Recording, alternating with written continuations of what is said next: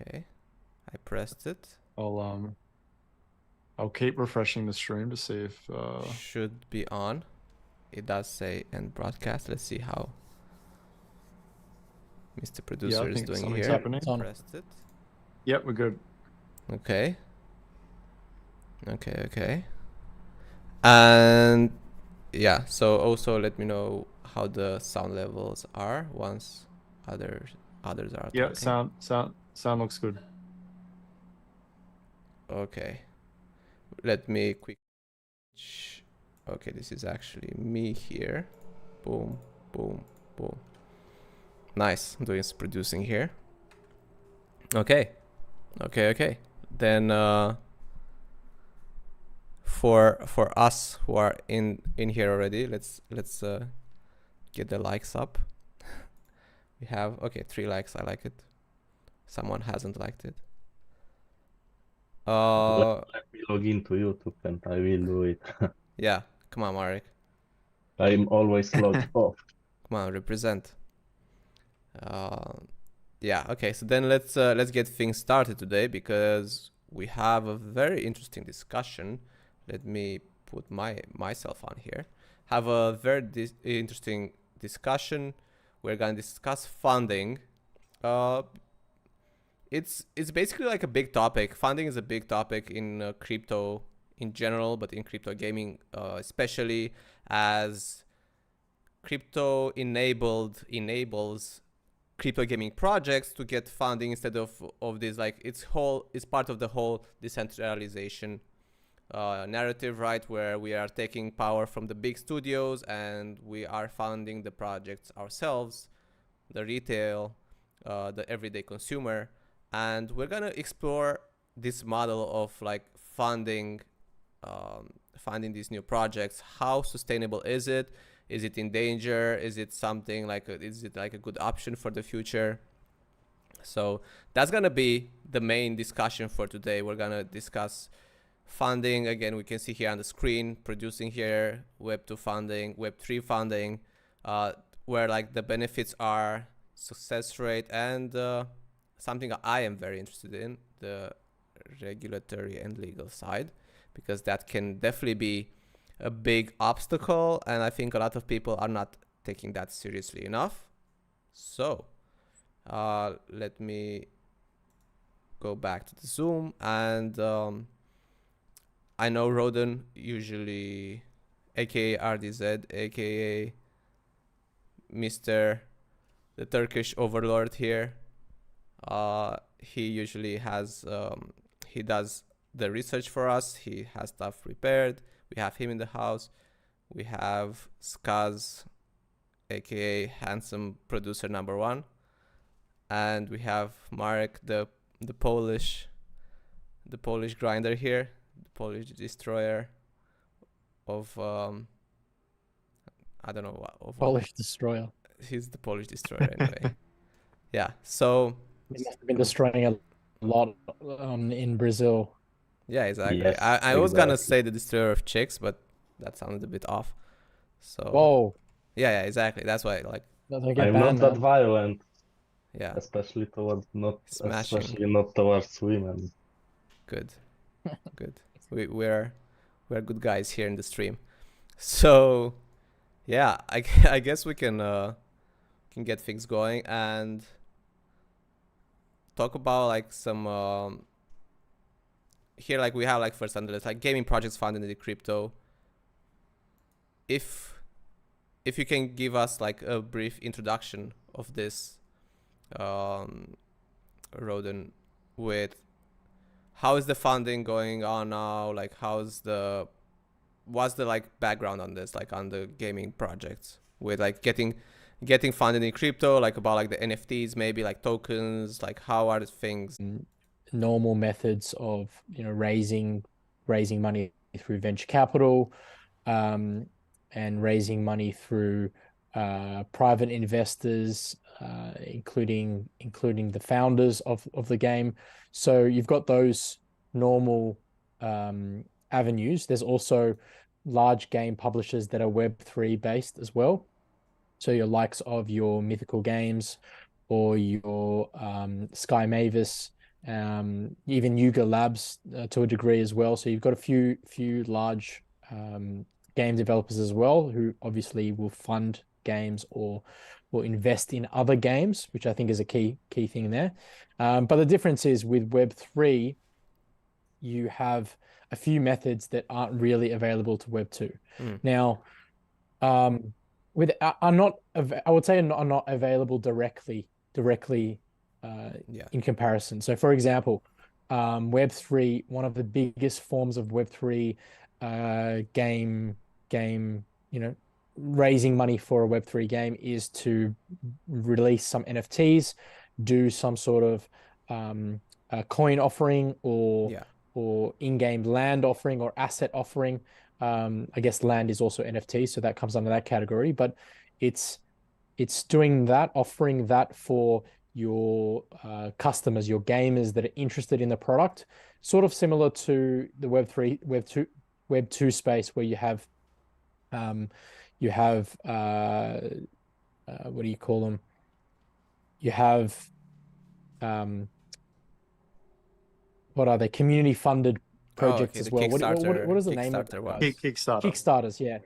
Yeah. So Web2's got basically Web2's got Kickstarter, and then Web3 has a form of Kickstarter through raising money in the community, in the game community, by NFTs, by certain in-game assets, land, and even their token as well, right? So those are that's the main difference. Okay. If you want to cover this a bit, like Skaz, I'm curious, like what's the promise? What's the promise that this like whole like crypto type of investment that Thirds mentioned here? Gonna call all you guys by all your 4 or 5 names. Like Roden, exactly. Skaz, Ricky. I'm just gonna mix it up so I just keep everyone on their toes. So if you want to cover a bit like Skaz, what's the promise? So like you're investing, you're funding the game through like NFTs, tokens, because I think this is also like a big difference to Web2. You're kind of promised to get like something back, right? And I think that's gonna be a big topic for today. Yeah, I mean, I kind of want to even go back a step, like a step behind, just kind of simplify what is the point of funding, right? So let's break it down really simply. Yeah. So why do people want funding? Well, obviously to pay for new team members that come onto the team. Basically you just want a bunch of developers. Just because someone's good at game design doesn't mean they're very good at art design. So you'll have to hire someone for art. And basically by having more funding, you can attract more talent and basically more human resources to provide to your game. And in return, people who fund the game are basically investors. So what do investors want? They want a financial return on the game. Now, there's a very, very, very small minority of people that invest in a game purely because they want to just see the game succeed, or maybe they know the team and they just want to support them. They just want to support them and they don't expect any financial gain back. But I think that's pretty naive. I think 99% of people who invest in a game, whether that be a corporate entity or a private individual, they are expecting some sort of financial return for that. So that's kind of what funding and why funding exists, right? It's pretty simple. It's like any sort of business needs capital to expand and grow their product or service offering. Now, do you think that's the case? Back to the... do you think that's the case in traditional like Kickstarter type of funding as well? Do you think they also like expect quite a bit of return? Well, that's interesting actually. So something like Kickstarter, you're probably not actually. I don't know specifically what the legal. Right? Yeah, you're not really getting much. You do get a lot of early access stuff. So perhaps if you pledge like $20, you'll be on the lists to get early access alpha to the game, which I think is fair. Like I don't think that's an unfair value trade. I mean, you're giving money and in return you're getting early experience to the game, which other people don't. Yeah. Now, a lot of the times those early experiences aren't fully polished, but once again, I think most people who are playing alphas or betas are aware that that's not the final release of the game, so that's fine. But a lot of the times, specifically, I see you get, some sort of cosmetics. Maybe you get some like XP boost when the game first comes out. So you do definitely get some benefits, perhaps not so much financially. So yeah, you're right. That's a good point. Kickstarter, generally, I don't think people are looking specifically as a ROI. Yeah. Yeah, because like that's kind of like what we're comparing to now, right? Like we're comparing to like like the quote unquote like crowdfunding, because like yeah, the VCs and whatever, these kind of like big institutions, they exist in Web2 as well, VC investors and stuff. But when we're talking about like the average person having access to, having the possibility to fund a game, I guess not in that space, they don't really get much back, right? And it's not like the framework is not set up in such a way that you do get much back, right? So I guess that's important to note for now. Yeah, and I believe, I mean, I'll have to double check this. I'll get back to you guys a little bit later in the stream, but I remember reading the terms and policies for Kickstarter, and I think they specifically said you cannot, these projects aren't actually allowed to give equity in the company. I think there's some legal issues with that. So yeah, you're right. Kickstarter's not really designed for an investment platform. It's more so donate money, but you'll get something in return. If you look at, I'm just having a look at Kickstarter now, there's a couple of, like someone's raising money for a book. So if you pledge money, you'll get a copy of the book. So I guess in other products, it kind of, you're putting money to get the product's early release. But with gaming, it's a little bit harder to define what you get given. Yeah. There's just so many things. So Kickstarter is 100%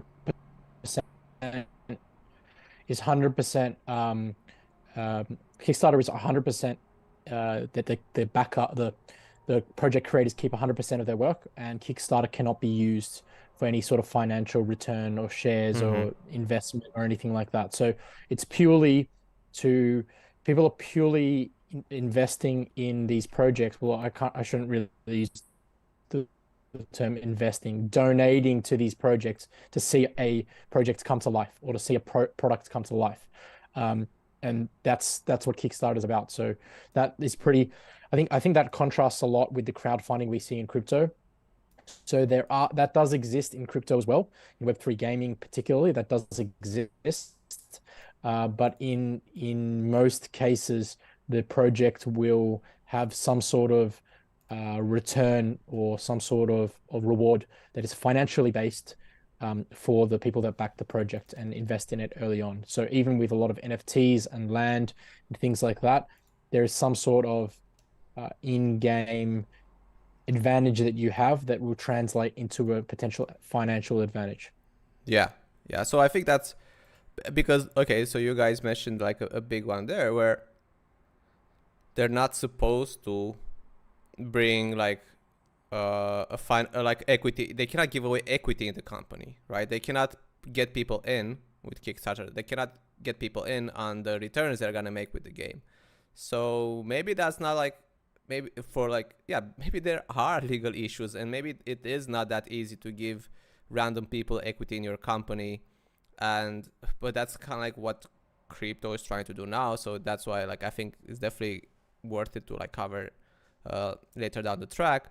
But here, okay, let me actually produce a bit in the meantime as well, because on my camera I did not, boom, nice, okay, on my camera I did not transition to Web2 funding yet. Okay, we're done here as well. And something that you mentioned there, Ricky, it's important to discuss to get the foundation down before we move on. Like, why do you need funding in the first place? Like you said, hey, like to finish a game, you need different types of people with different talents, with different skills, advanced skills. Obviously, the better the skills you can afford, the better the product you can put out there. That's why a lot of these indie games are usually like more like low effort, because if you're like Blizzard, you have money to like put out like a full scale game, and you cannot really compete with Blizzard in terms of funding. And that's why, like, in the future, maybe we're looking at the future where like funding, like we see the AI, probably the need for funds, like, and I'm curious, like, if you guys think this will be something that helps the smaller companies and diminishes the need for funding, as we see more AI tools coming out that you don't need as much skill to put out like a nice looking product. What's your view on that, Thirds? Like, do you think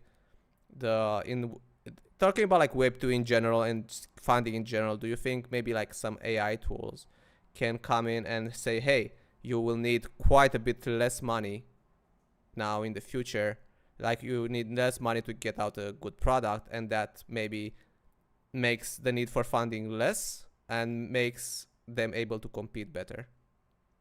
Yeah, sure. I think it's definitely a tool that's going to help a lot of companies with funding, because as you said, you don't need as much money when you have a helper like a ChatGPT 4 or a Google Bard, and eventually AI is going to get to a point where, of course, you can just replace it with a lot of different employees that you might have had to get.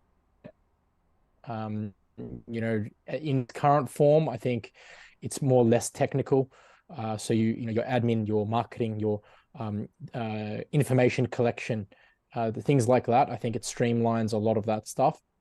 When it comes to technical stuff, when it comes to ID creation, when it comes to I guess creativity, that's where I would say there's still a large amount of investment that you need to make.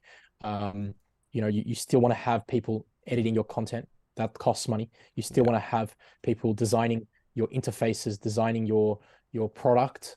That takes money. So I don't think it's a point now. I don't think it's at a point where it's going to be significant enough for these guys not to need 30 million, 40 million, but it's definitely going to help. It's definitely going to help with the small cost, especially for the indie small time game developers, which need every single dollar at the start of their game. It'll help them with a lot of things, and it'll help them with, as I said, a lot of information collecting, which they might spend a lot of time doing. They can focus on other areas. They can focus on the actual development of the game. And I know one of the biggest things. So me and Scars went to the PAX gaming convention late last year, and we spoke to a lot of indie game developers. And one of the biggest things that they had as an issue was obviously publishing, because as a game studio, you need to be able to publish, right? You need to be able to have some sort of avenue of publishing, and a lot of these guys don't know how to do that.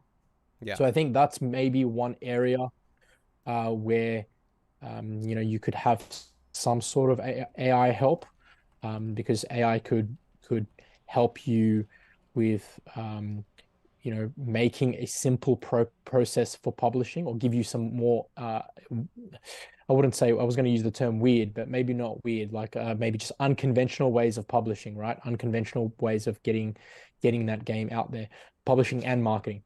So yeah, I think in that sense it's going to help, but no matter what you do in the current form, in the current environment, no matter what you do, it's costs you significant amounts of money to make a game, especially if you want it to compete. I think just to add to what Adizet has said, we got to remember, like, a lot of the money comes, a lot of the budget comes from the marketing side of things. So if we assume that the quality of games are going to improve, and all of a sudden most games, in terms of graphics, in terms of game design, in terms of gameplay mechanics, are very similar to each other, the only thing that's really going to differentiate them is the marketing.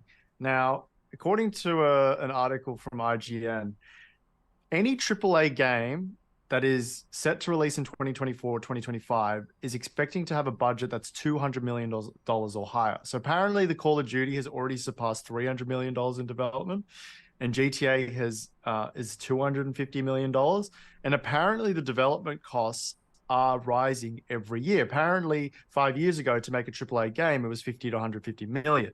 Now, that's kind of interesting because if you think like technology has advanced, right? And we'd assume that there's more software, there's more tools out there to streamline a lot of the development, yet costs are increasing. And I think a big reason why Yeah, costs exactly. are What increasing would is you because attribute that to? well, yeah, I don't know for sure, but I think for me, and I'm going to use Diablo 4 as a good example, is the way they market the game, albeit some games do it very, cliche. I think Diablo 4 is a good example of doing something outside of the box. So I don't know if you guys know, I showed RDZ about, I talked to RDZ about this the other day, but Diablo 4 has a really unique marketing strategy. And basically what they did was they got Megan Fox to do eulogies for people who play the hardcore mode of Diablo 4, like big streamers. And when they die, she would do like a 10-second clip. They would post it on Twitter, and that's a marketing technique, right? Now, 10 years ago, well, maybe a little bit longer than that, 15 years ago, you don't really see big celebrities doing partnerships with games. And I don't know why that might be the case. Maybe there wasn't enough money, or maybe, maybe celebrities didn't really want to associate themselves with gaming, because back then it's very nerdy, very geeky. But now, most people, particularly with our generation, there's a lot of gamers. So a celebrity is probably going to be more inclined to partner with, say, a Diablo 4, because that's what's cool for young kids, right? Like all these young kids want to become Fortnite streamers. They want to become professional, League of Legends players. Like that's what people want to become these days. So this, celebrities are going to be still reaching out to their audience through gaming. And yeah, it's more like mainstream, obviously right? Like to gaming is like quite a bit more mainstream than it was like 10, 20 years ago. Yeah, that's probably a better way to explain it. And to get someone like Megan Fox to do these eulogies for every single like big streamer that's died, like that's going to cost some serious money. And even if we look at some, older Call of Duty games in their campaign, they had big actors, playing characters within the game. It's kind of like, these campaigns are now becoming like a different medium for TV shows. So I think as gaming becomes, I think you're right, Daniel. As gaming becomes more mainstream, the marketing costs become bigger, because you're now using, bigger names to help market your game. Would you And say I think it that's becomes why more like development putting costs out a movie now? Yeah, I guess to an extent, yeah, it probably is. I mean, we're also, funnily enough, we're also seeing a lot of movies come from games. Like there was a World of Warcraft movie not that long ago. I believe there's like a couple of Assassin's Creed movies as well. Like, gaming is definitely becoming way bigger. In fact, it is, I think I had let me double check the number, but I'm fairly sure gaming was like 13 times bigger than the music industry or something crazy like that in terms of revenue. So, in the entertainment space, gaming is massive. Let me double check that number, but it is huge. Yeah, go ahead and double check, because because I think you kind of bring a good point here with Megan Fox. Have to see that now. Kind of curious. I did not know about this like sneaky technique here, but I think what we are seeing now with gaming, and that's why it is pushing the costs higher. I think the expectations of people get higher and higher for the next, like you need like something bigger and bigger to capture the audience now. And it's not like, because the games that are being made now, it's not like the games that were made like 5 years ago. And that's probably one of the reasons for like costs going up, because now all of a sudden you're going more towards like a movie production. You're going like the lines between like a game and the film, they're like actually getting a bit more blurred now, with like involving actors in the games, and like everything is like stepping up. It's constantly evolving, because if we had like the same, like very similar gaming experience for like 10 years ago, then I would say probably the game cost would have gone down, right? But I think you bring up a good point here that it's actually becoming like a movie in a way. So Obviously, and actually, I think to finish that point, it's probably like better, like quite a bit better than the movie, because here you can actually be in the movie and play as a character in the movie than just like passively watching. Probably more and more people will catch on to that. Like, wait, this is like it's like I'm watching an Avengers movie, let's say, but I'm actually get to be like part of the crew, and like other characters are actually legit actors, and that definitely has a big mainstream appeal. So yeah, I think that's an interesting segment with the evolution of games and like how they're looking now. But yeah, go ahead, Ricky. Yeah, for sure. And sorry, I got the number a bit wrong, but it is still quite impressive. So, in 2020, the global gaming market was valued at 159.3 billion, and the music industry was at that same time was valued at 19.1 billion dollars, and the movie industry was 41.7 billion. So, what's that? So the music industry, it's like what? The gaming industry is like what, 7 times bigger, and then it's bigger than the movie industry by like 3x. So maybe not as big as the 13x that I originally said, but it's still quite big, right? And the music industry you would think is massive, and for the gaming industry to be like 7.5 times bigger, that's pretty impressive. So yeah, I think gaming, and it's only going to continue to grow as well. Let's not forget, it's only going to get bigger. So maybe maybe for actors in the future, 20 years down the track, rather than trying to be in like some big movie, maybe your end goal is to be in the next Call of Duty campaign franchise. You know what I mean? Like that legitimately could be the end game. Yeah. So it'd be interesting to see what happens going forward. So, and we're already starting to see some of that anyway in we're starting to see a lot of games bring on streamers, bring on online personalities as spokespeople and representatives, and we're just starting to see a lot more of this stuff happen because it's if you have the money for it, if you have the funding and a big budget, you want to market your way by bringing in people within the space that are going to influence the space. So they're almost the actors or the musicians of gaming, and they're honestly going to drive a lot of people's opinions, and that's why you see it. Like you see a lot of these companies partner up with these guys. Yeah. Okay. Well, let's actually bring it back to funding, because staying on topic here. But I do think this is like these were like some interesting points with like how gaming is evolving. How is it going? But to finish up on like the Web2 funding, Skaz, do we have something that we missed out here, like that we did not cover with like how funding? And I'm just realizing, seeing you with the jacket on, I'm just realizing you guys have winter there. It's like warm as fuck, and now you have like full winter there. But do we? So we have what kind of like public funding? Do we have like Kickstarter? Do we have anything else in terms of like public funding? Yeah. So I've got a small list here of the potential ways a game developer can fund their project. So obviously the first one is self-funding or bootstrapping. That's pretty common. That's you could just be a solo developer who makes a game, and they basically put all their life savings into the game and hope that it does well. Like that's obvious. That's the obvious option. Yeah. And then you've got publisher funding. So you might partner with some big studio like Activision Blizzard, or even Riot Games, I guess. Although Riot Games not really a good example. Xbox, Sony, those sort of companies. Usually they have. I know that Sony particularly has a indie game section where they literally go out to try and find indie games, and what they'll do is they'll give them the opportunity, provide them with the resources that they need, and basically prop them up to have a chance of being a successful game title. Then obviously number 3 is just investor funding. And I got a pretty interesting stat here. So in 2020, $33.6 billion went into the gaming industry as investments.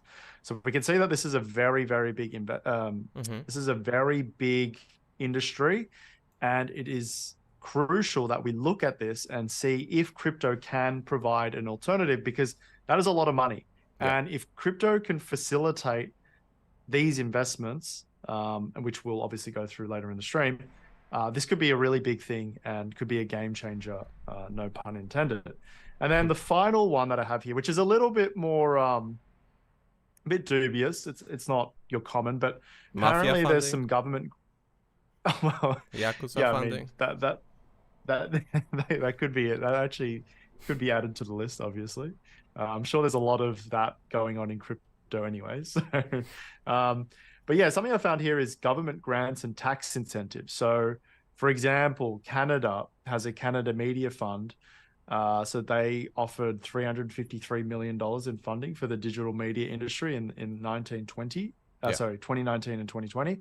So, you know, that's something that doesn't really get talked about. And I'm sure there's a lot of developers out there who don't actually go and research grants and tax incentives. I know RDZ actually looks at a lot of these grants and tax incentives, particularly maybe not so much from the government, but from other organizations. So yeah, that's probably an uncommon way to fund your game, but there's definitely, I don't know what the criteria is to get that funding, but yeah, that's an interesting way to go about it.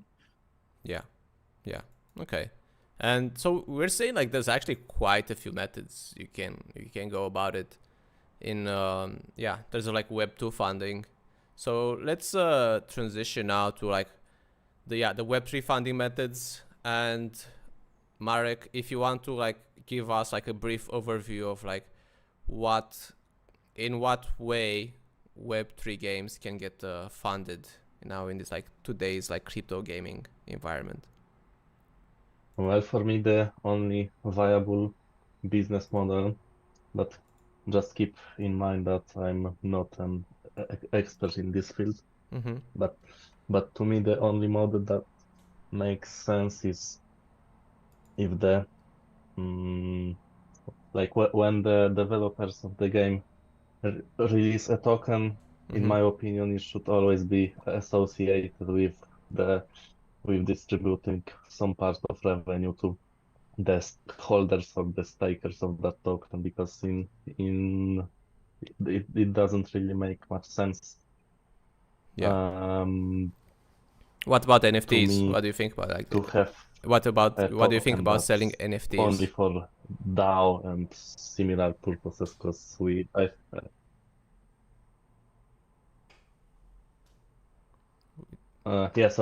think my connection was probably lagging a bit. But yeah, what do you think about NFTs as a way of funding? NFTs are cool as well, but I think this my guess is that they should be just a complementary source of the funding, because I don't think it's I think it's more appealing to the potential investors if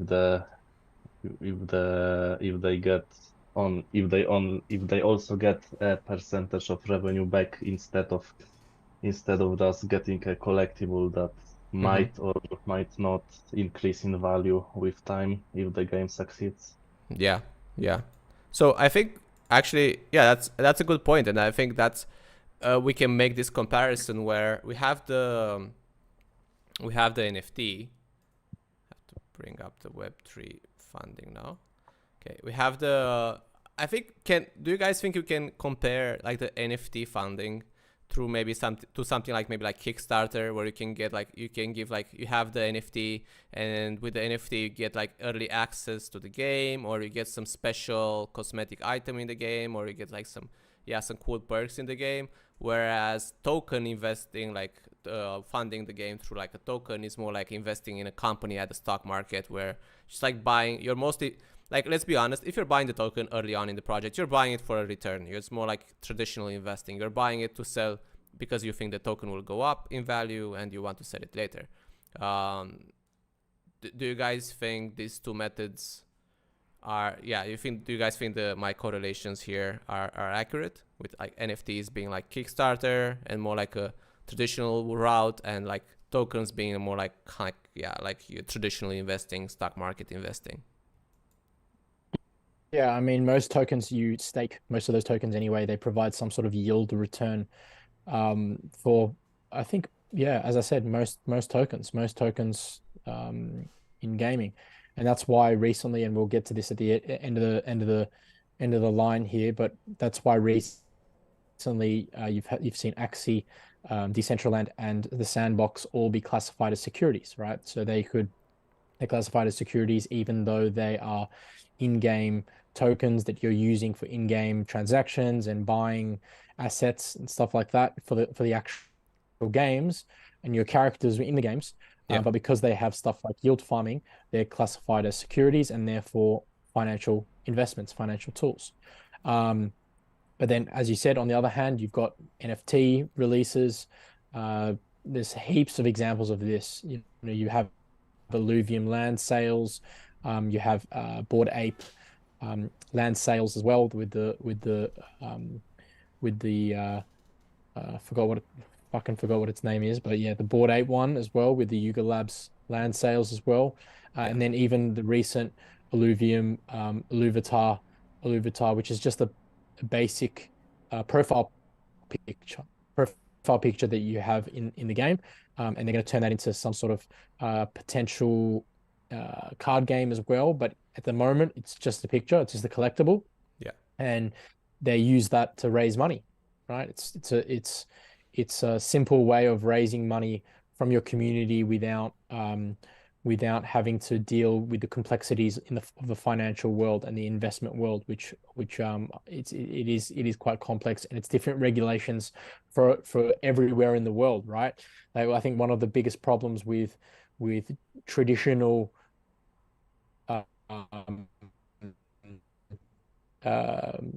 traditional raising of capital, and with ICOs and all that sort of stuff, is that it's global. So crypto is global. So it's very hard for these guys to plan out the whole financial legislation part and the regulation part when all of their customers are from different parts of the world, and that contrasts with the Web2 space, because obviously, if I'm an Australian games company and I choose to list on the Australian exchange, then I only need to follow the Australian regulation. I don't need to follow global regulation, right? So when investors come from globally and invest in my games company, I just need to think about Australian law. I don't, even if they're from America, that's on them as an American to figure out, what their tax obligations are, etc.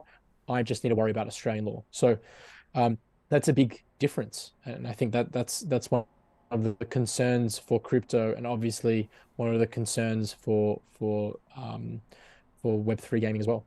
Yeah. Okay. Well, we get like some preview there for like what we're gonna cover later with the regulation stuff and the legal stuff. I think that's definitely gonna be very interesting. Skaz Senpai, do you want to give us?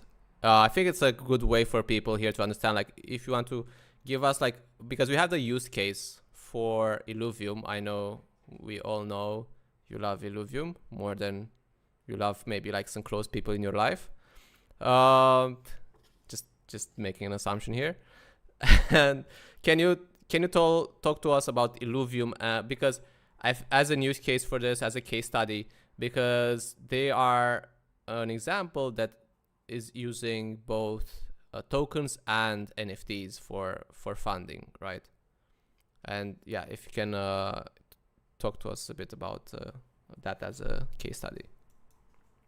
Yeah, I mean, yeah, so definitely, yeah, Illuvium's a good example to have a look at because they use token and they have the NFTs. And it's funny because I think Illuvium originally, they didn't want to use NFTs as a way to fund. And they've always talked about how if they are going to release NFTs, they want some sort of utility that, like the whole reason Illuvium Zero came about was because Aaron Warwick, one of the co-founders of Illuvium, he was adamant that he did not want to do land sales because What's Illuvium for the Zero sake for of people that don't know Illuvium?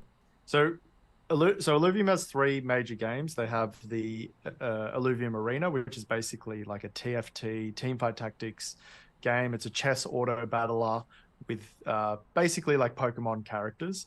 Then you have the Illuvium Overworld, which is an RPG where you go around this expansive world that Illuvium have created, and you can go and capture these Pokemon-like creatures. And then the other game that they introduced is Illuvium Zero, which is a mobile-based game. You can play it on your desktop as well. And it's like a Clash of Clans without the battling. You farm resources, you upgrade your city, and eventually those the end game resources will be sold on the secondary marketplace for real financial, like crypto, I guess. So that's what Illuvium Zero is. Big shout out to Illuvium Illuvium Zero from me, by the way. I'm also. Are you still hooked on it? Oh, I'm still. I'm grinding. I mean, I've did a thread on it. I think Illuvium Zero is definitely going to be. I think it's going to be the key to Illuvium's success, but I guess that's a completely different conversation. Okay. Yeah. Anyway, what was I going to? Yeah. Okay, so yeah, basically they didn't want to do any NFTs, but I think eventually people realize like, okay, if we want to increase our runway, so when I refer to runway, I'm talking about how much money they have left for development. You kind of need to sell out. And the more I look at at the beginning, I was very anti-selling NFTs before a game is released because of basically because of the bad actors in the space. A lot of people come out, they sell, someone like Star Atlas, they sell $200 million worth of NFTs, yet we don't have much to play. We have like this one simulator where you can go and fly around, right? And I think it's a little bit unethical. Actually, not a little bit. I think it is unethical. You're providing this promise that you're not going to deliver on, and there's actually not really many legal consequences for not delivering on time. Once again, that's a separate conversation to have. But actually, this is kind of like a segue, right? Like from the funding methods, like to like who benefits from all of this, because you're saying how like Star Atlas, you're selling like 200 million in NFTs, you're creating a lot of hype, and like at the end of the day, who are the main beneficiaries here? Is it like is it like a fair way to do things? So let's you can continue on that line then. Yeah, I think so. The way I like to explain, okay, so obviously we have two ways to fund, right? The token and NFTs. I'm sure there's other ways, but let's just use those as our two primary cases. With NFTs, I kind of think of it like the watch market, right? Now, when you go and buy a watch, you shouldn't really be thinking about buying a watch because of it isn't an investment. Now, a lot of people would argue that watches are a good investment, and historically there's a luxury watch market, and there's a lot of people actually that invest in watches and make profit. Now that's fine, right? Like, but to your average person, like, you don't go and buy a watch because you think it's going to appreciate in value. You buy a watch because you like the watch and you want to wear the watch. And that's what a lot of big watch experts, they always advocate, right? They're like, don't buy a watch because you think it's going to go up. Buy the watch because you like it. And that's kind of how I feel about NFTs, right? Yeah.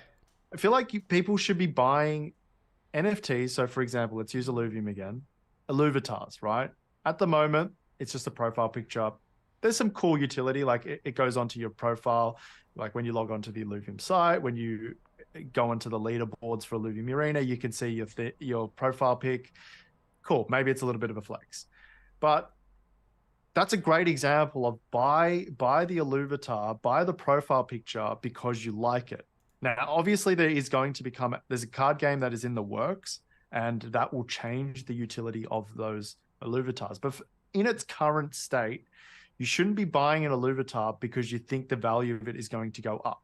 You're kind of playing the watch game where, a lot of people want to invest in watches. They don't really know what they're doing.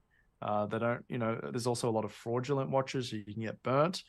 It's kind of the same thing with NFTs. There's a lot of NFT projects that are just scams, and they're not actually providing any utility in the future.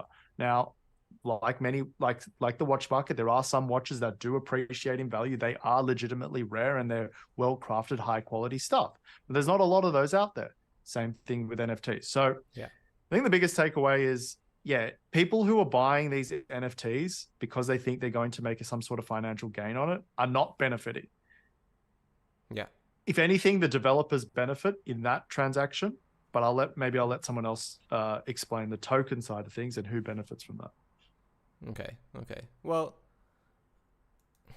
I think you draw like a good parallel with watches and like kind of like NFTs being like the digital collectibles of our days, right? And like in terms of like the benefits now, yeah, I can definitely, I'm now kind of convinced how like you are definitely benefiting way more by investing through an NFT, just like getting an NFT because you want, of course.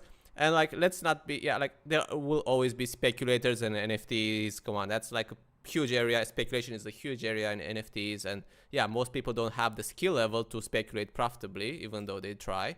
And it's normal. You hear about people flipping for like making millions of dollars, and that did happen. That definitely happened. A ton of people got rich. So when a ton of people get rich, like overnight almost, of course, it's going to attract way more speculators now.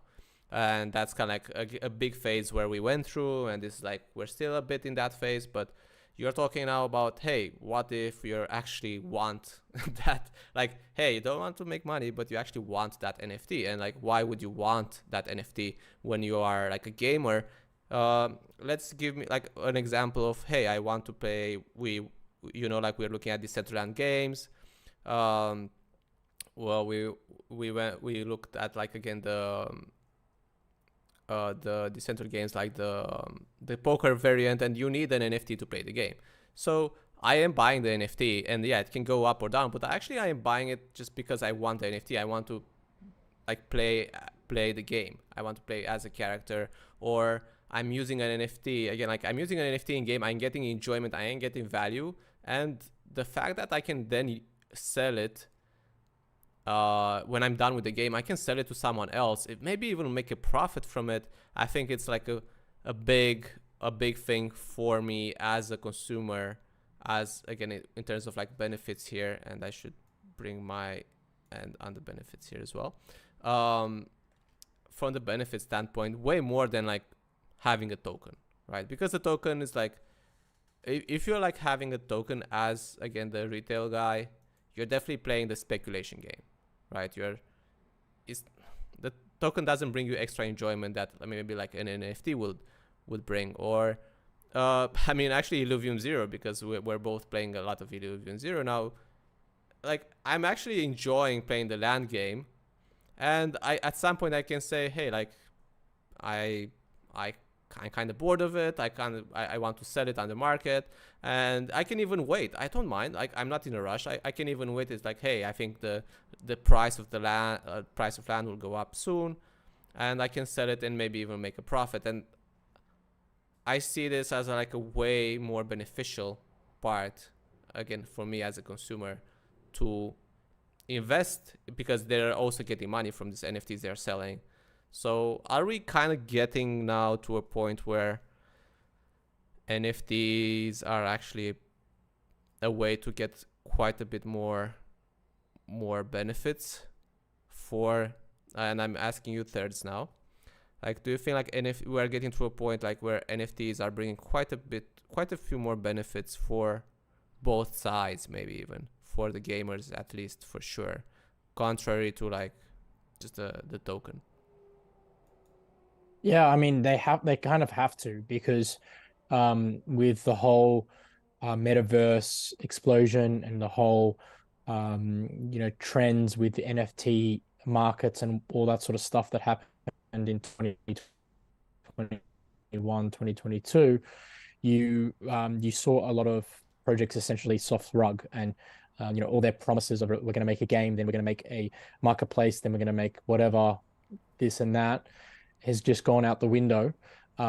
and people expect more, and people expect on the other end of the NFT, the consumers, the gamers, linking it back to gaming, the gamers expect a little bit more than just, you know, an NFT that's going to be a something in game. So I think there's a lot more of an expectation on that from the the the um the the gamer side. And I think the developers are working on it. To be honest, I haven't really seen much when it comes to them right now, what they've released. I haven't really seen much in terms of the actual you know, benefits for the gamer, even though they're demanding it, even though people are a lot more suspicious of buying products and buying NFTs, even ones with big communities like the even the Illuvium community with the Illuvatars. In the peak of crypto, you would have seen all of those projects sell out, right? But you know, the Illuvatars didn't sell out, the stage one discs didn't sell out, and then their new partnership with GameStop has to be extended for I don't know exactly what it is, but there's multiple extensions of that sale because they're not selling out. So if they're not selling out, it's because people don't see enough value in it, and people are expecting more value, which means the developers are thinking about it, and they have to think about it in order to raise more money. So I think there will be more value coming into these NFTs, because for me, and my personal opinion on buying some of them is like, it's not going to be enough to just have, oh yeah, this is something that will be in game, right? You almost need something like for me to buy an NFT for a game that I like, I want it to be something that gives me either some special advantage over another player, not in the sense of pay to win, but in the sense of you know, access to another group, or extended group, or access to potentially like a Discord server, or access to you know, a competition or esport or something like that. I think those are the real extra value in terms of the raw financial value of it. Obviously, all of those will have a secondary market, which will, and the secondary market will define what those values are. So it's not a direct like a return that you see from tokens. I think tokens are a little bit limited in that it's just a direct financial return, and there's no real I don't know how to put this. I don't know if this even makes sense, but like customization, there's no real like a customization to that token, which could potentially lead to extra value in the future, but provide other forms of value for the holder, not just purely financial. I think tokens are purely financial. I think NFTs have a combination of financial, but also in like something to do with the game, something to do with groups, something to do with membership. I don't know if any of that made sense, to be honest with you, but that's how I view it at the moment. No, yeah, I think that you put the differences between them, like they're like in a pretty clear manner here. Do we have something else to cover, Skaz Sensei, on this? Do you mention something else on this topic, or do you want to introduce us to the success rate topic? Well, I just want to clarify. Like, I mean, Artiza did a good job at simplifying between the token and the NFT, but I think something that I've been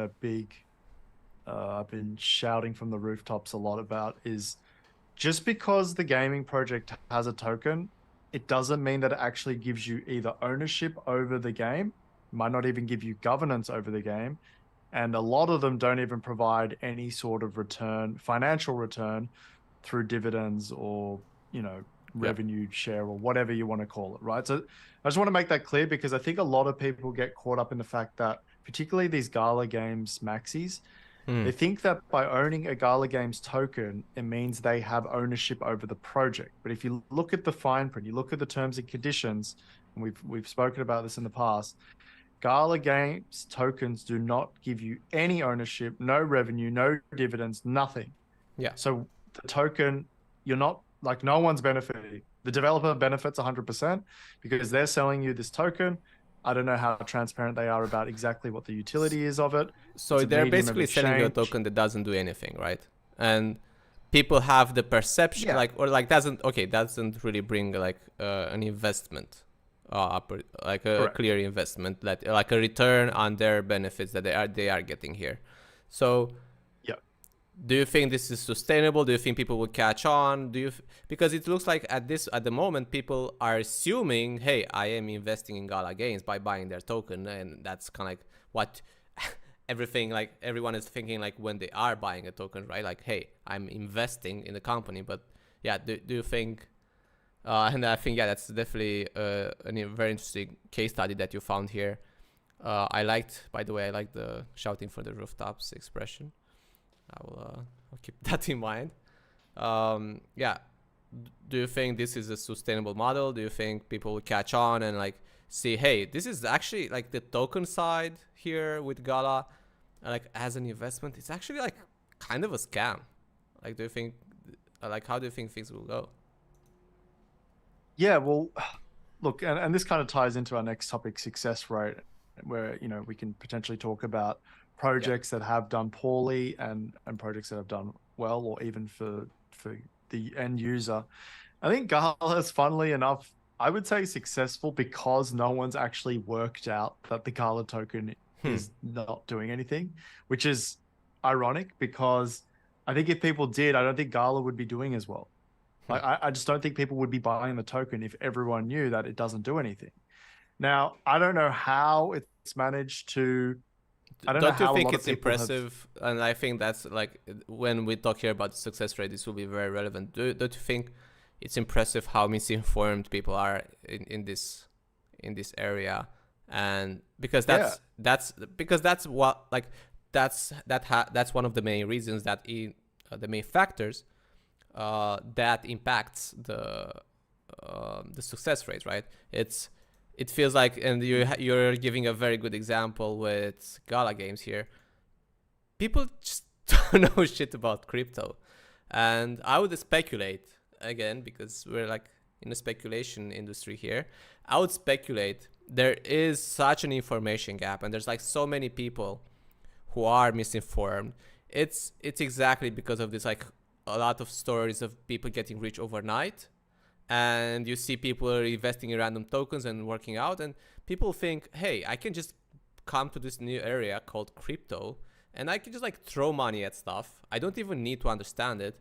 And like I know someone, or I know someone who knows someone that got rich off of this, or like made some significant money off of this.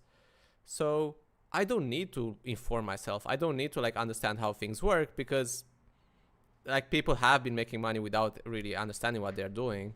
And I would say the speculation aspect is like a big reason here why people are so poorly educated on a lot of these topics. Do you guys agree? It attracted a lot of people who just want to like throw money at stuff and just get rich. I think I don't know if it's specifically a crypto issue. Like, I think people in general just don't want to read the fine print. And in today's society, where the government or even other big institutions hold your hand through every problem, people are starting to lose the ability to think for themselves and actually read the fine print. Now, I'm going to throw Will under the bus, my roommate. Hopefully I don't know if he's watching or not. But we had a pretty funny moment where we signed our new lease and he already signed it. And I was like, did you read the contract? Like, did you make sure everything was fine? And he's like, no. And I'm like, dude, you got to read the contract. Like, and Will's not the only person. There's many people who just can't be bothered to read all the fine print. And I know it's cumbersome. Like, I know it takes a lot of time, but you got to read the fine print. And if you don't, you're going to get burnt in a lot of spots. So I think it is. Yeah, I don't think it's just necessarily a crypto related issue. I think it's just a societal thing. Yeah. But do you think it like the nature of crypto attracts way more of these kind of people? Yeah, for sure. Definitely. Yeah. I mean, it would attract that demographic a lot more. But I notice it in other parts of life. Like, you know, people, particularly, I'm not saying that people deserve to get scammed, because obviously scammers are the scum of the earth. But, you know, there's a lot of people who do, like, get a random email and all of it's like, oh, this is the FBI, and it's like, wait, did you actually read? Did you not see the spelling mistakes in the letter? Like, how do you not pick up on that? Like, it's just simple stuff like that, which I think is the problem. But yeah, anyway, that's my 2 cents on that. Getting emailed by the FBI. Yeah, hey, wait, I don't even live in the US, but I know it's the FBI. They're big. I saw them in the movies. It must be the FBI. Of course they know my email address. They know everything. Yeah, okay. I do believe vast majority of the population is like very easy to scam and not very thorough. Let's not call them stupid.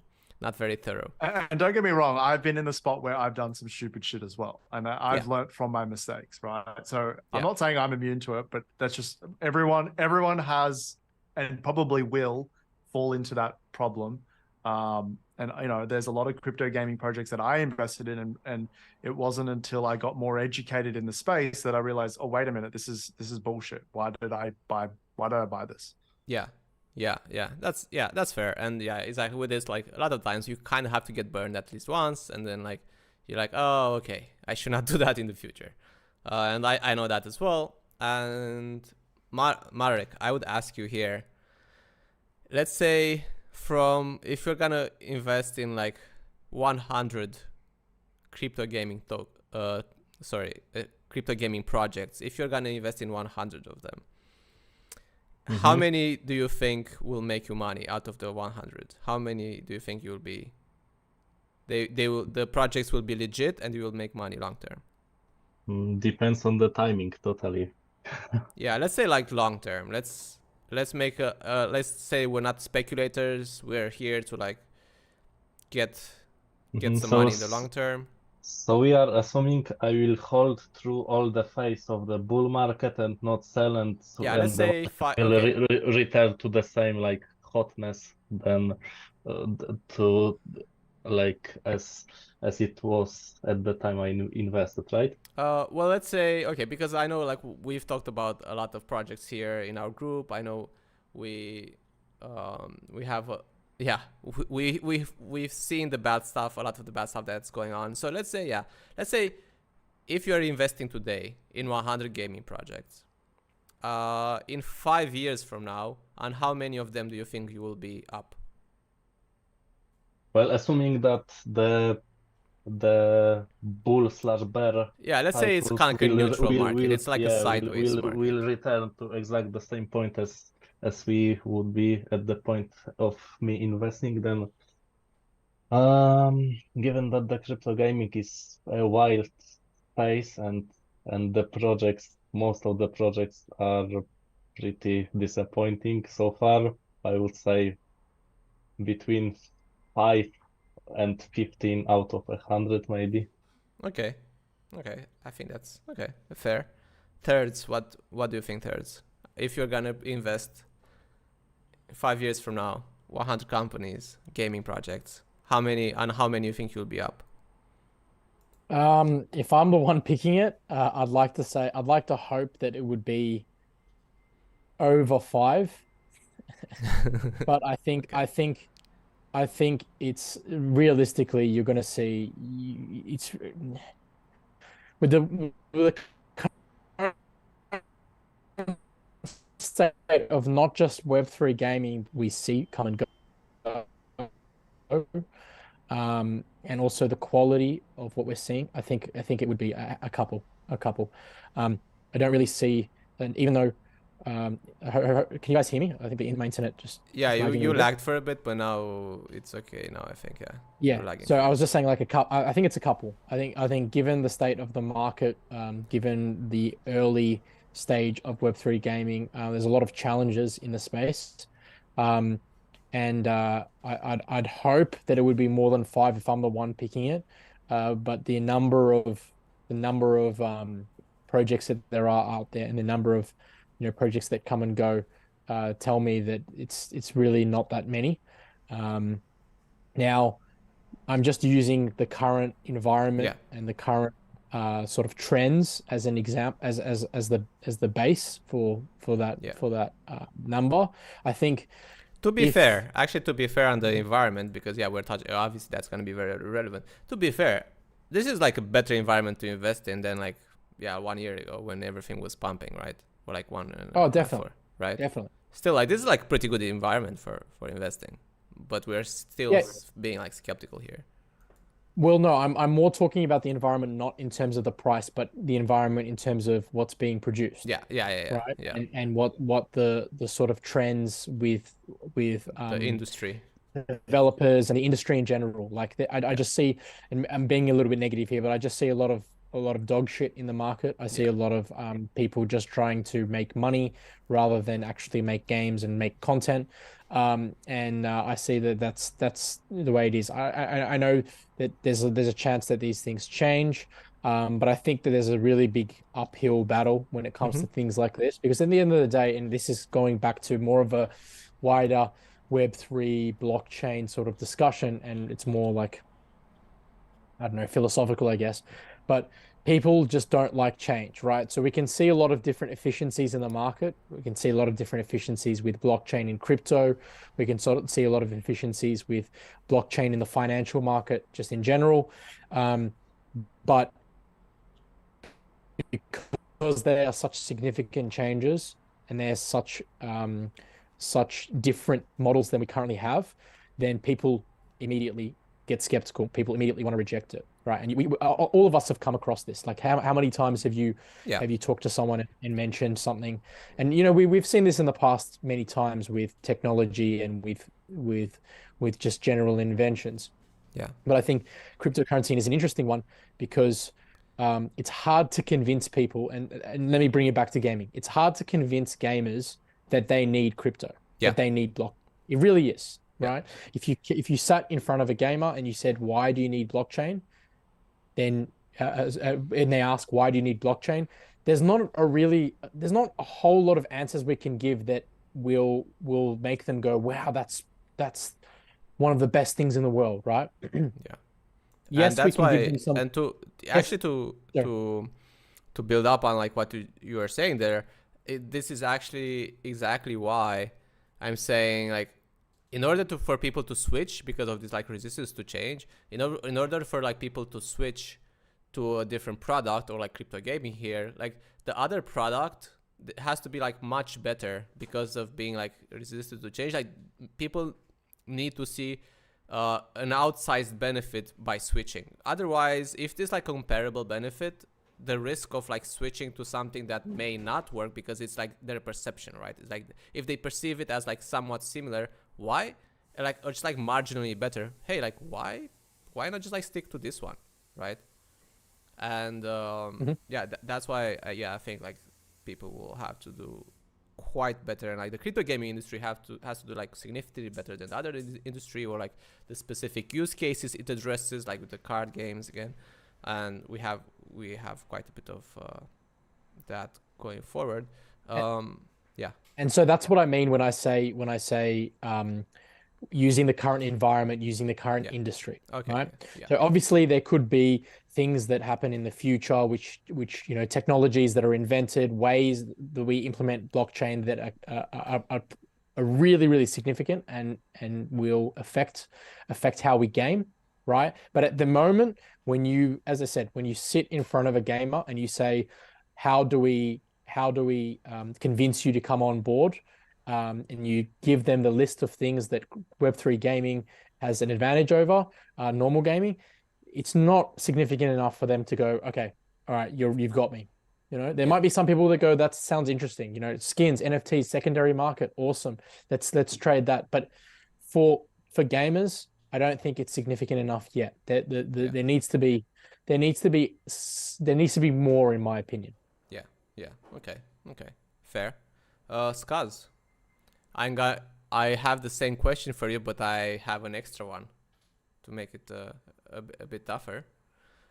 So again, out of like 100, how many you think you would be up on? And secondly, do you think it's still gonna be a plus EV decision? So like the amount you're gonna be up on those few that make it, do you think it will make up for the ones you're losing? So in other words, do you think you would be like a good VC? Because that's what VCs are doing. They're doing like high risk, high reward plays, and the idea is like that they're losing on most of the plays, but the ones that they are winning on, they are making the money back and more. Yeah, I mean, it's a tough question because if I knew the answer to that, then my investment strategy would be very different. I think, yeah, I mean, obviously the problem is there's a lot of stuff going in the space that is out of the control of the game developers, right? So for example, and we're going to touch on this in the next topic, but you know, there's projects like Decentraland, Axes, I forgot what the other ones that have been classified as securities. The determination of those could drastically change the direction of the project. And personally, I think. So you're talking about I've always said industry-wide dangers that. Yeah, there's definitely influence every one of your decisions, or every one of your investments. Sorry. Correct, and I think there's like there was a really good project that I invested in a while ago. It's called Basis Markets, and basically they built their entire trading engine on FTX, and then like that's a couple of years of development, and then FTX just goes under, and it's just like, I mean, perhaps you can blame the developers, and that maybe they should have the foresight to hedge and to develop on multiple exchanges. I mean, we can sit here and point the fingers, but at the end of the day, it is just an unfortunate event that occurred, and there's not much they can do, and it got binned, right? So those things can happen. And as a result, I think there's a lot of variance within your investment. So you could come and find the best gaming project of all time, but given the regulatory uncertainty within the crypto space at the moment, it could just go south. So I guess to answer your question, out of 100, I mean, I think, yeah, I mean, probably like 5 to 10% seems reasonable. And when we say successful, we're talking more than like anything more than 1% ROI, I think we will define as successful. So I'd say, like you're probably gonna be like 1% or more. Yeah, you make money on it. Yeah, 1% or more. So let's say, you say 5 to 10% of my investments. I think the EV in the space is extremely high. So for those you don't know, expected value, so probability times payout, and because you got to remember, if something, okay, it's probably not going to be as big as Google, but if you look at, say, big game publishers like Tencent with Riot Games and Activision Blizzard, like those companies are worth $60 billion, maybe even more, right? So, and if you buy in now when the project is 100 mil, you can see that the returns are going to be quite good over 10, 15, 20 years of growth.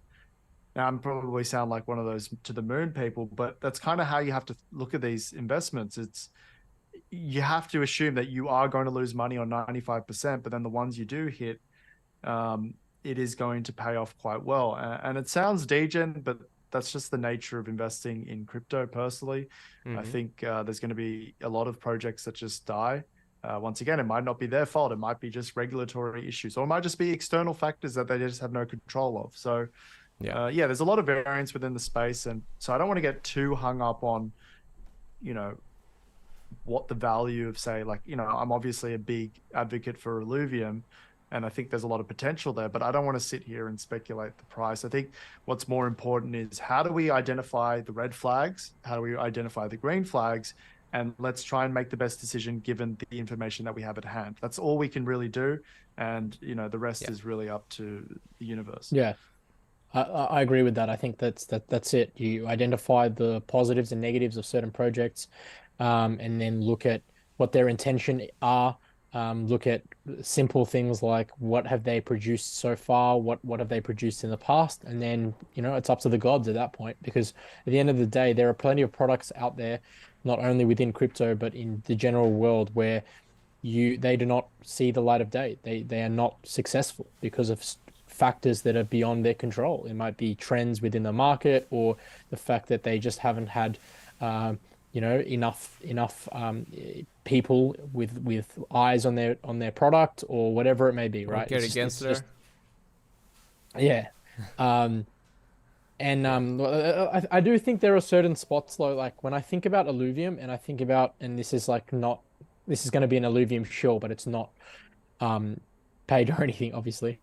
But when I think about Illuvium and when I talk to the guys in Illuvium about their what they're hoping for the project and why they're so into it, I think you can't help um but notice some really big things in some projects, right? So for example, in Illuvium, the really big factor there for me going, well, it's just like it's sort of like a blind take, right? It sounds stupid, but it's sort of like a blind take because they're giving you access to 100% revenue distribution. That's so fucked up. Like if they have a game, right? They've got a few a few green flags, maybe a few red flags. You have to take that spot, right? Because of the fact that they've got the 100% rev div, right?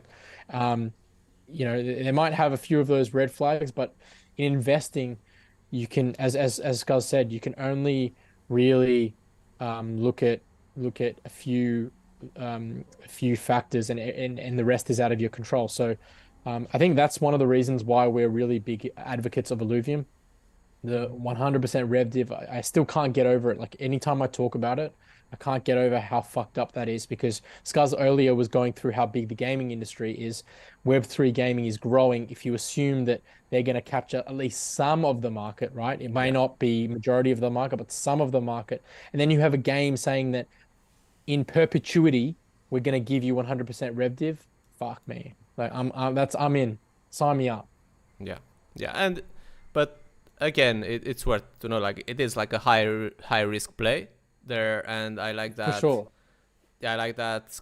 Scott mentioned, like, hey, like everything can be perfect about this project you're looking at, and it's actually like the project is solid and they're gonna do good, but like the industry goes down, and yeah, we have a lot of like SEC brings it down, and it's like this like industry risks that people don't look enough at to weigh in their decision. They see, oh, this is a solid project, this is very good, I think they're making money on it, they like invest, but like they don't see enough of the industry dangers. So I think that's definitely but not on the industry dangers. Like it's just dangers that are out of your control. As I was saying, it's just mismanagement. Like the team might mismanage it, they might not release it at the right time, like all that sort of stuff. Like there's a lot of stuff. There's a lot of stuff that goes into it.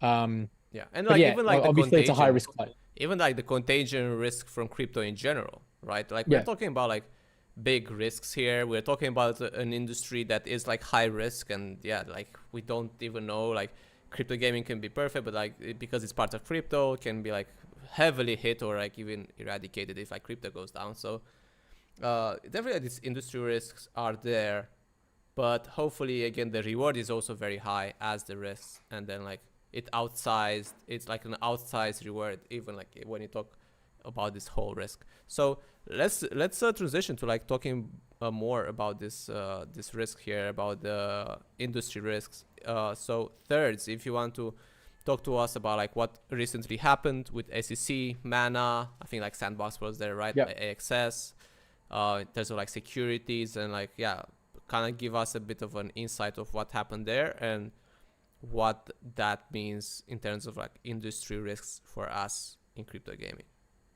Yeah, so just a brief summary. Basically, the SEC in the United States, the United States security regulator, accused. Well, I shouldn't say accused. I guess they have a lawsuit against cryptocurrency exchanges Binance and Coinbase, right? So they are going after Binance and Coinbase for various issues. And essentially they've decided that now is a good time to while releasing SBF. Did you guys see that shit? The what? Did you guys see they released SBF? And I heard something about that. They dropped a ton of charges on him. Not released, but they dropped like a ton of charges on him, like 5 charges. Yeah. So apparently in the background, SBF is basically just snitching on everything in the space, right?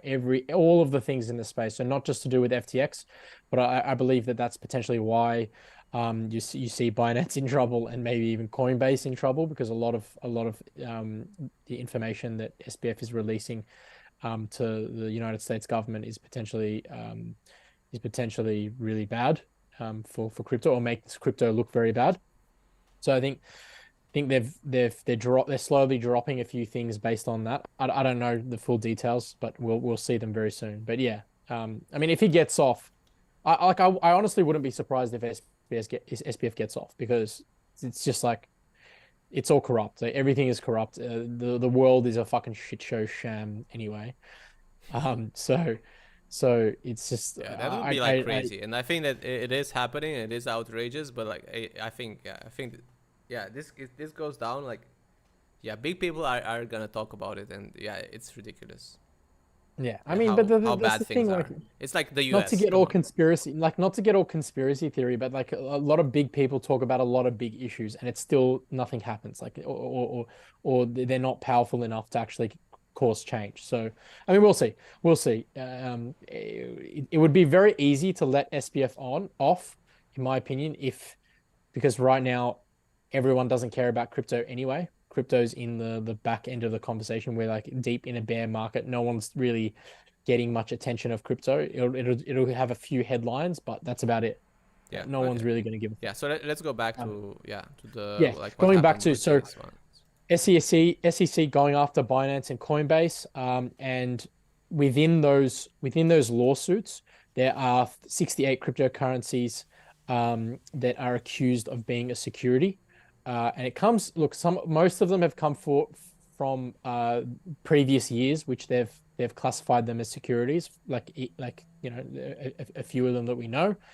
But now there's some new ones like BNB, Binance USD, Solana, Cardano, Polygon.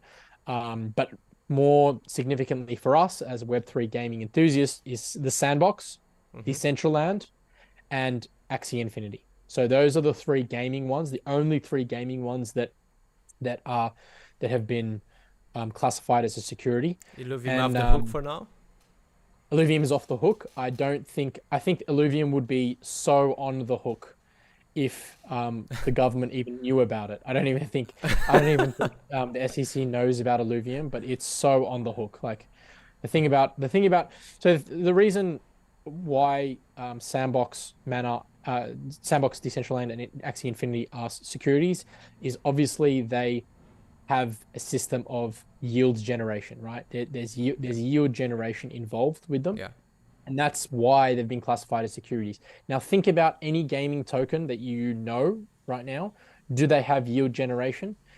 And I think 99% of them is a yes, right? On top of that, Illuvium also has revenue distribution, right? Illuvium is a security. ILV is definitely a security, right? Yeah. So they're going to come across the same problems, and most of the gaming tokens are going to come under the same banner. Now, what does this essentially mean, right? Now, they what does this mean for us in the space? Like, what's the implications of like being just before we go into the implications, I just want to clarify a few things. Is funnily enough, this whole classification, particularly of Mana, I would say, is another classic case of the SEC not even understanding the token once again, because Mana has no. Okay, so just because there's staking doesn't necessarily, or yield generation, the yield generation and where it comes from is what's important. So if Mana create liquidity pools, that's not the same as getting profit or dividends from a company directly. From the profits, right? Yeah, so I want to make sure that we got to, first of all, segment between how yield is generated. Yeah. If it's a liquidity pool, I personally don't think it has anything to do with the security, right? Because that's a pool that's being put up by a community, not even part of. Well, I mean, sometimes it is part of the project, but a lot of the time it's just done on, it's like a DeFi mechanism, right? Yeah, it's a DeFi mechanism that I personally don't think has anything to do with security. Now, if we think of Mana like that, Mana once again, has no revenue distribution, no profit. You don't get anything for holding mana. So once again, this is just funny that they've classified mana, because mana is once again a very similar token to Gala. It's purely used as a medium of exchange. Now, unless something has developed over the years that I'm not aware of, and mana's got some extra utility, which I'm not sure, potentially they have. The only thing that mana was used for is to price the land parcels within the central land. So I guess in a way you kind of can tie the price of mana to like the value of the land. So, you know, if land is really sought after in the decentralized space, then perhaps mana will get an increase in its price fundamentally, theoretically, although that doesn't happen in crypto land. None of that. It's just fucking hype, blah, blah, blah. Yeah. If you look at Axes, even Axes it's also very, it's also still not, Axes, you have ownership over the treasury. Now the treasury does receive, I think 4.5% of marketplace fees and some proportion of Axes breeding protocol, not protocol, the breeding part of the game. So once again, you're not getting direct dividend, you're not getting profits from it. I guess Axie is a little bit different because you can stake on chain with the project and you receive Axies in return. But you're not actually receiving any direct profit. It's part of the emission schedule, which once again, unless things have changed, I believe actually that one might be tied to revenue. I'll have to double check that one. But basically what I'm trying to say is, once again, these tokens, they're not, a token for one crypto gaming project is not the same as another crypto gaming project. You got to read the fine print. You got to go in there and actually look at, like, what does this token actually give me as a holder? Yeah. And funnily enough, the fact that mana is even considered to be a security is a laughable joke, because if they actually went and looked at the white paper, they'd be like, oh, it's just a fucking medium of exchange. It doesn't do anything. So, yeah, that's interesting. But yeah, I think the Illuvium is the closest. Now, I'm no lawyer, and there's a lot of people in the Illuvium community that have speculated. I think the big reason Illuvium hasn't been picked up is because it is very small relative. But another thing is, I think they've devised everything in a way to not be considered a security. So if you look at the Howey test, it's profit expectation. That's why there's a big emphasis on why Illuvium has said revenue. And I think that gives them the legal loophole to kind of move away from the security side of things. Because when I first looked at Illuvium, I was like, this is a security. I'm getting dividend, I'm getting a share of the revenue. But after speaking to some other people within the Illuvium community, it's a little bit more complicated than that, because, and the way that Illuvium has structured their tokenomics has been in mind with the security. So I think there's something to do with the fact that they say it's revenue share, and they really emphasize that. And there's a lot of times I've seen big, like TSG, for example, he's a Illuvium content creator and actually works for Illuvium now. He's had to be very careful with how he talks about Illuvium as a company, because remember, Illuva Labs is actually contracted by the Illuvium DAO. So I've noticed he actually corrects himself in the way he speaks about the company as a whole. So I think there are some things that Illuvium have done to safeguard them. So I don't think Not a chance. Not a chance. I don't think they. I mean, we're not lawyers, as you said, Scuzz, but I just don't. I don't see how you can argue that Illuvium is not a security. I don't see it. Like, yeah. Well, revenue... I mean, based on the definition of the Howey test, if we just go for word, it's profit expectation, not revenue expectation, and that's a very clear difference between profit and revenue. But does that mean profit from the company, or does that mean profit in terms of the asset? Yeah, I think it's actually more profit like from profit, the asset. like you're expecting to make a profit. You're not like getting a share of the profit. You're investing with the expectation to make a profit from your investment. So I don't personally, like, my interpretation. But that doesn't make. I don't believe that doesn't make sense, because if it's purely for the profit of the asset, aka the token, then that means your watch should be a security as well. Like it's not. It's profit from the business. So like from their efforts, like from like third party effort, like from the efforts of the people running the business. And and in that sense, I don't think it's like revenue or profit. I don't think it's like a difference there that makes And you're a and big difference. and the other thing as well you got to remember is it's a DAO, so this Yeah, is why maybe more Illuvium like the has set it DAO up part. specifically. Yeah, the Illuvium is a DAO, whereas something like Axie, Sky Mavis, and all those, they're actually companies and they actually own. Well, actually, the Axie Treasury is actually decentralized ownership as well. But specifically Illuvium DAO is not owned by anyone. So if they were to go after SEC, who would they go after? And then on top of that, you have Illuvium actually contracts or hires Illuvia Labs.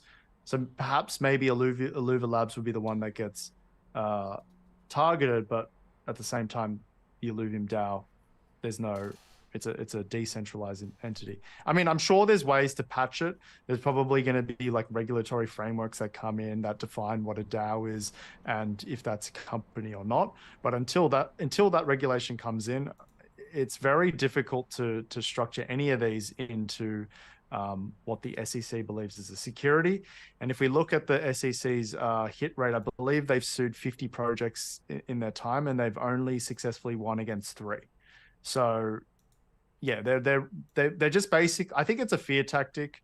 I think the biggest concern that comes out of this case is if they do prove that Binance was doing something dodgy. So even if they don't win the even if they don't win the suit against Binance, if they can publicly prove that Binance is mishandling money or doing something fraudulent, the market's going to react, and it's going to be more catastrophic than Binance getting fined or having to shut down in the US. Like I think that's what their goal is, to publicly show and prove in court that Binance is doing some fucked up shit. I think that's the biggest thing for me that I'm worried about.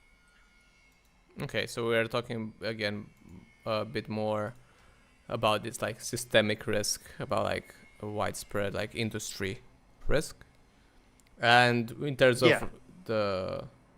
so in terms of like the security part and like being categorized as security or not, I think we can agree it's just like very uncertain right now. And like I saw a lot of complaints on Twitter as well. The Howey test is something like 70 years old or something. It doesn't really apply to today's environment that well. It's easy for them to like misinterpret things or like interpret things in a vague way to categorize things as security or not.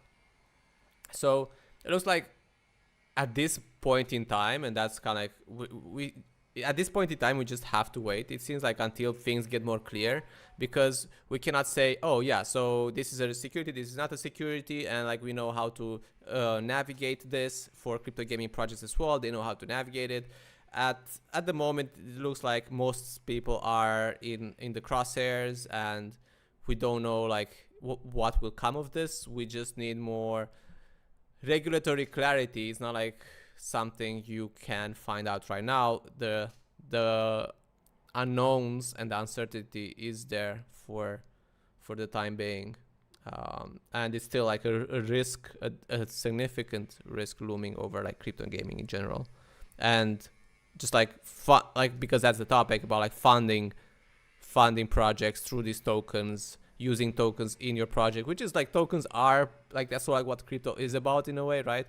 A lot of it is tokens, and maybe we transition to something more like NFTs and like for the benefits that NFTs bring, but maybe like not being able to fund directly through like tokens as you would do again in a stock market or in a company. They're directly investing in the company and getting a profit share.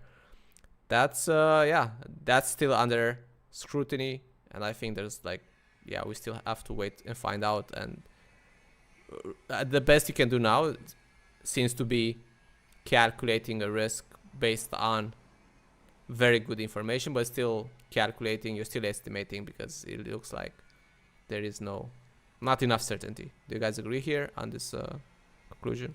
I think I think one other thing that we need to note as well, like the Howey test is specifically to the US, right? So that, different countries might have different ways to define a security. So yes, obviously, if a token is classified as a security in the United States, I would assume that would be a good precedent for other countries to use.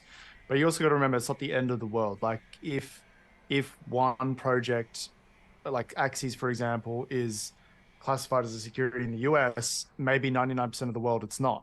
right? And therefore, Axes could reshift their focus to the Asian market, for example, or the European market, or whatever, right? So I think that's another important thing. Like, Yeah. I think it's not all doom and gloom if the US is to pass some of these as a security. I think the biggest threat is the systemic risk that comes from it. I think that's the key issue.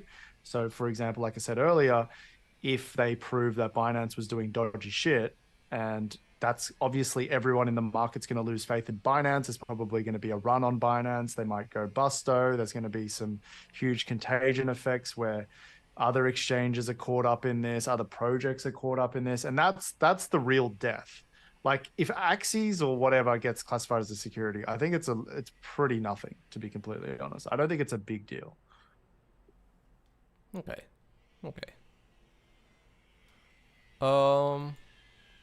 Then, like, do we have like something else here, like to wrap things up when it comes to? So yeah, like probably crypto will adapt and will adjust. Like, it's not like the end of the world, but still, yeah, like I agree that systemic risk is like the thing at play here with the Binance thing going on, and let's see how that goes. I don't think CZ will be released that easily. Like, it's there's just not a whole lot of things you can really discuss about regulation, because it's just it's still not it's not like certain. No one knows. Yeah. So we don't have the complete information there yet. Okay. Anything else, guys, to wrap it up for today in terms of like funding projects? We discussed a lot on like how things are getting done in the industry, in the like traditional industry. There's like quite a few options. We talked about like how Web3 gaming, crypto gaming brings on like a few additional options, again, with the token, buying the token, selling the token as a way to get funded, selling NFTs as a way to get funded. And we kind of talked about like the benefits of, specifically, I think like the benefits, quite a few more benefits for NFTs.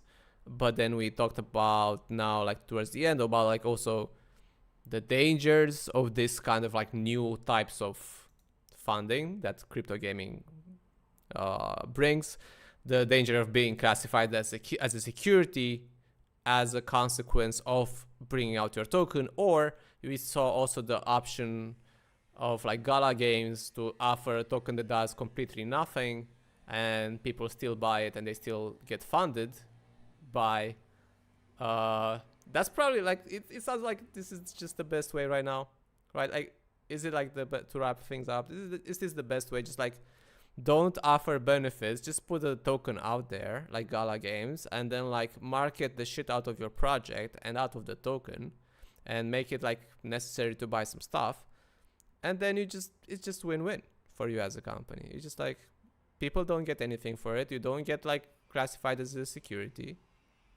and maybe that's the model for now. But just probably like a lot of things, because it's crypto, just a lot of things to still clarify in this environment. High risk again, but like the guys pointed out earlier, high reward as well. So if you guys don't have anything to add, we can wrap it up here, I would say. Yeah, sounds good. Thanks, guys. Okay, thank you guys as well for watching. Just one other thing. Yeah. If you guys haven't, go check out our YouTube channel. Obviously, if you're watching this in post, I know RDZ's grinding hard. He's been in the video making lab. He's got a video coming out on governance soon, so we'll probably touch on that in perhaps next week's stream as well. And give us a like and subscribe, and we'll be doing more of these if you guys enjoyed this. Nice. Hey, I was gonna do the plug. Don't worry. I was wrapping it up and then doing the plugs at the end. But what's Kaz said? I saw your thunder. What's Kaz said basically. Like this, subscribe. We're talking about like a lot. We're just basically dedicated to crypto gaming here. We still believe just like there's a lot of risk, but still believe the reward in investing here, investing time and effort here and resources is still outsized. If you want to learn more about crypto gaming, again, yeah, Third's putting out a lot of good videos lately.